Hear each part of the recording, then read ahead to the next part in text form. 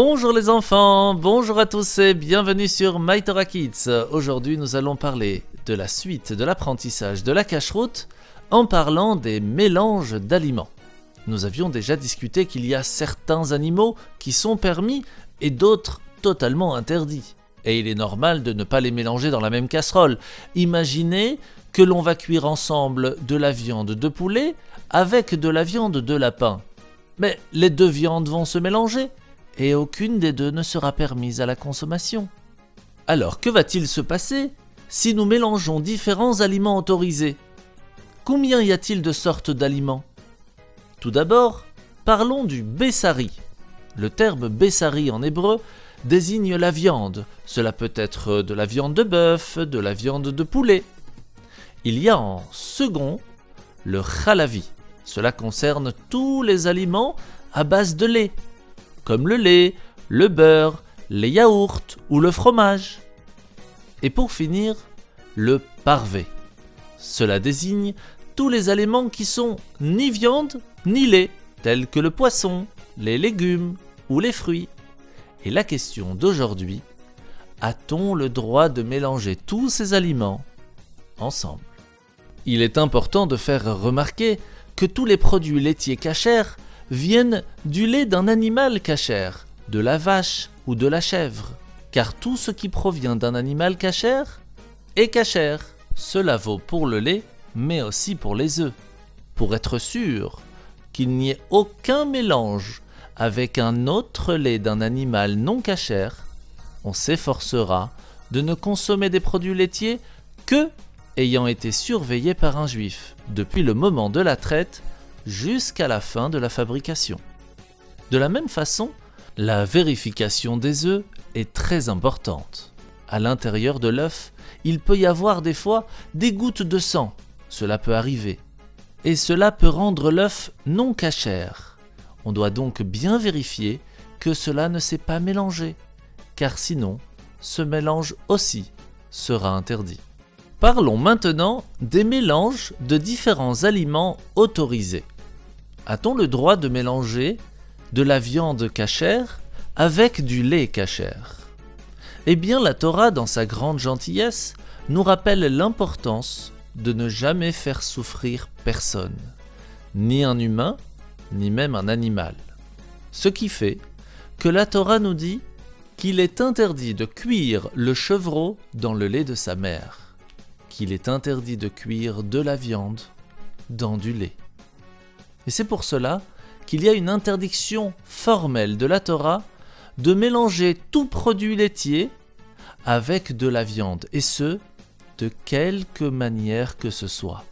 Il sera donc interdit de les cuire ensemble, il sera interdit de manger le lait et la viande ensemble, et même d'en tirer profit. Cette interdiction de mélange de lait et de viande est tellement importante que même si nous avons déjà mangé de la viande, nous devrons attendre 6 heures avant de consommer un autre produit laitier. Par contre, après avoir bu un verre de lait, ou mangé un yaourt, ou consommé du fromage, selon les coutumes, nous devrons attendre entre une demi-heure ou 1 heure.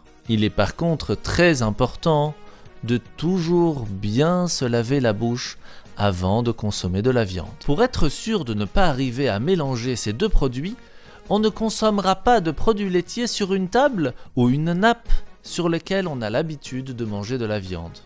Cela ne s'arrête pas là, car il faudra réserver des ustensiles, des casseroles, des fourchettes, des verres et des assiettes qui serviront uniquement à la viande et d'autres ustensiles réservés uniquement à tous les produits laitiers.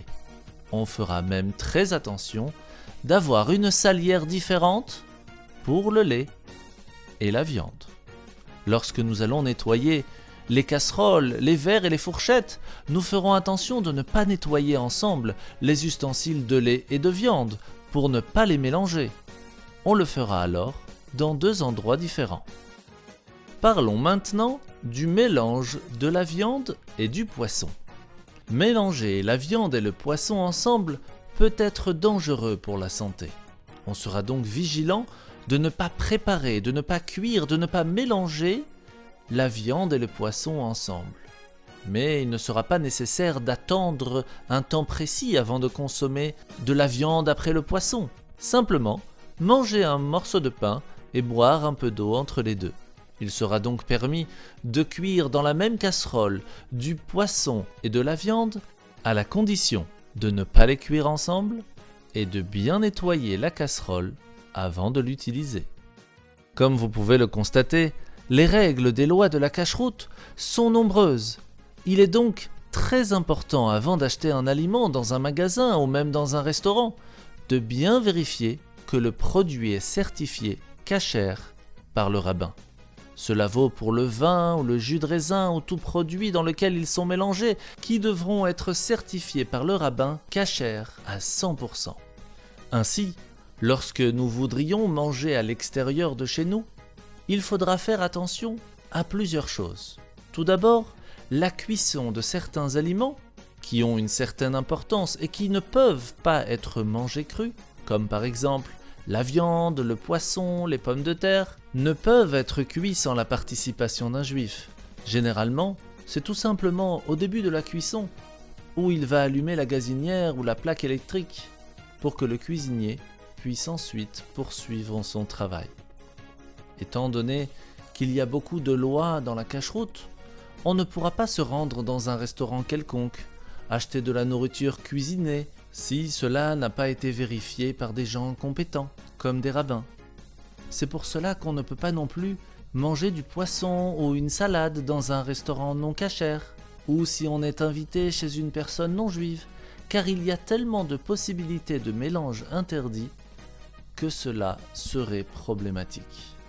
Avec tout cela, vous comprendrez pourquoi il est important, avant de manger, de vérifier qu'il y a bien une cacheroute sur l'aliment, un tampon cachère, vérifié par un rabbin, pour être sûr que les lois de la cacheroute ont bien été faites convenablement. Voilà les enfants, j'espère que vous avez passé un bon moment avec My Torah Kids. Je vous souhaite un très bon appétit, d'un bon repas cachère, et à bientôt sur My Torah Kids.